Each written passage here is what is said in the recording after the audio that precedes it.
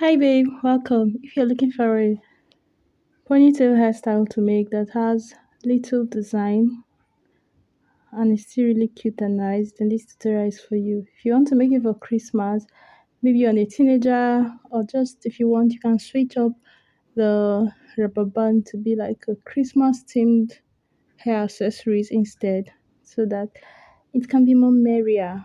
But I'm going to let you watch. I just made the rubber band and two braids in the middle.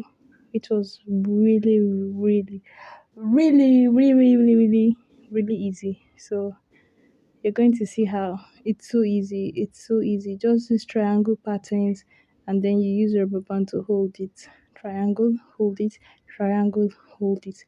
All the way. You're going to do that on two rows, and then you make a braid next to the rows of rubber band, triangle rubber banded sections, and braid it into those braids.